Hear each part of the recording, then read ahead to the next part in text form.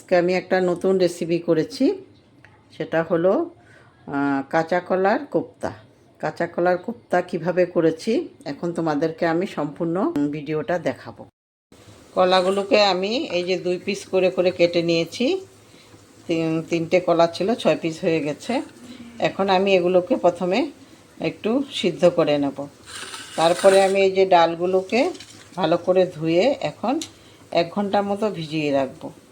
তারপরে এগুলোকে পেস্ট করব। এই কোপ্তা কারির জন্য আমার কলা আর ডাল লাগবে। আমি নিরামিষ করব না, এটা আমিষ করব, পেঁয়াজ রসুন দেবো, এই জন্য মসুর ডাল দিয়েছি। যারা নিরামিষ করবে তারা ছোলার ডাল দিতে পারো, বা তোমরা কেউ কেউ আবার মুগের ডাল দিয়েও করে।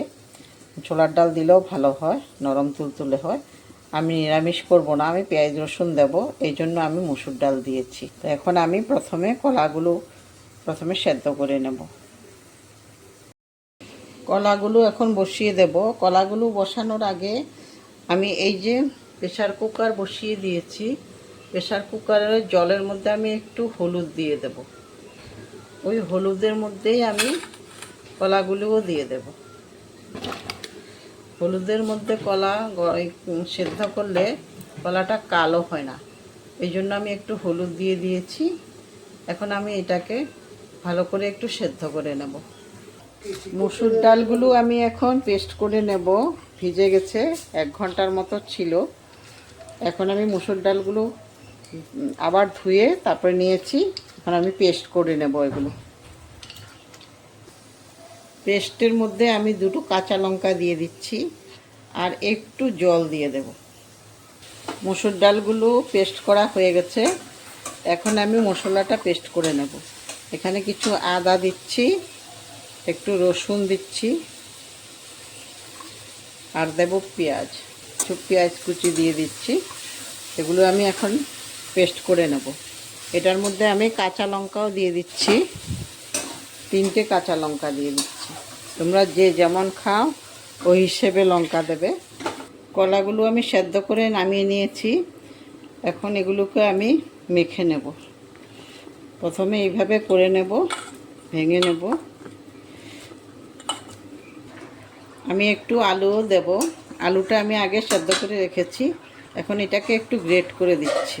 গ্রেট করে দিলে মিশে যায়, মেখে দিলে একটু দানা দানা থাকে, এই জন্য গ্রেট করে দিচ্ছি। একটু কাঁচা লঙ্কা কুচি দিয়ে দিচ্ছি।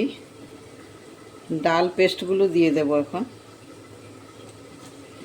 হলুদ দিয়ে দিচ্ছি, একটু আন্দাজ মতো নুন দিয়ে দিচ্ছি, আর দেব একটু পেঁয়াজ কুচি। এগুলোকে আমি ভালোভাবে মেখে নেব, কিন্তু তার আগে আমি একটা ডিম দিয়ে দিচ্ছি এটার মধ্যে। এখন এগুলোকে আমি ভালোভাবে মেখে নেব। হাত দিয়ে মাখছি, কারণ চামচ দিয়ে মাখলে হবে না এটার মধ্যে। তেল গরম হয়ে গেছে, আমি এখন কোপ্তাগুলো ভেজে নেব। আমি একটা একটা করে দিয়ে এগুলো ভেজে নেব। এখন গ্যাসের ফ্লেমটা আমি একদম মিডিয়ামে রেখেছি, হাইতে রাখিনি। হাইতে রাখলে এগুলো ভিতরটা হবে না, উপরটা লাল হয়ে যাবে কিন্তু ভিতরটা হবে না। এই জন্য আমি মিডিয়ামে রেখে করছি। এই দেখো, একটা সাইড ভালোভাবে হয়ে গেছে, আর একটা সাইড হয়ে গেলে আমি এগুলো নামিয়ে ফেলতে পারবো তেল থেকে। দুটো সাইডে হয়ে গেছে, আমি এগুলো এখন তেল থেকে তুলে নিতে পারবো। এগুলোকে আমি এখন তেল থেকে তুলে নিচ্ছি। আমি কিছু আলু দেবো এটার মধ্যে। আলুগুলো এখন আমি ভেজে নিচ্ছি। একটা আলু দিয়েছি। আলুগুলো এখন আমি ভালো করে ভেজে নেব। তোমরা ইচ্ছা হলে দিতে পারো, না হলে নাই, কোনো অসুবিধা নাই, এমনিতেও করা যায়। ফোড়নে আমি একটা শুকনো লঙ্কা দিচ্ছি আর তেজপাতা দিয়ে দিচ্ছি। এখন আমি দিয়ে দেব এই আদা, কাঁচা লঙ্কা আর রসুন, পেঁয়াজ, এগুলো পেস্ট করেছিলাম যে এগুলো দিয়ে দিচ্ছি। এগুলোকে আমি এখন ভালো করে কষিয়ে নেব। এখন দিয়ে দিচ্ছি হলুদ আর জিরে গুঁড়ো আর দিয়ে দিচ্ছি কাশ্মীরি লঙ্কার গুঁড়ো, নুন। নুনটা তোমরা আন্দাজ মতো দেবে। এখন এগুলোকে আমি ভালো করে কষিয়ে নেব। প্রথমে মশলাগুলো কষানো হয়ে গেছে, আমি এখন এটার মধ্যে দিয়ে দিচ্ছি টমেটো। একটা টমেটো কুচি করে রেখে দিয়েছিলাম, এটা দিয়ে দিচ্ছি। এখন এই টমেটোটা দিয়ে তেল ছেড়ে দিয়েছে। এখন আমি এটার মধ্যে দিয়ে দিচ্ছি 2 চামচ টক দই। ভালো করে কষিয়ে নেব। তেল ছেড়ে দিয়েছে, কষানো হয়ে গেছে।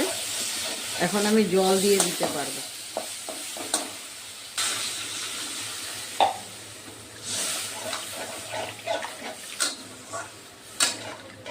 জলটা গরম হওয়ার পরে আমি কোপ্তাগুলো এবং আলুগুলো দেব।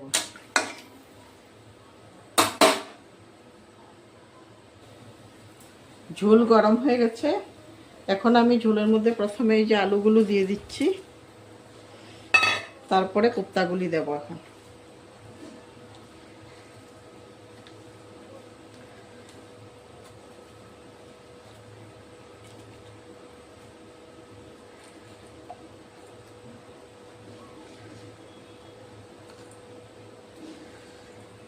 হয়ে গেছে। এটা 10 মিনিটের মতো রান্না করলে তারপরে হয়ে যাবে।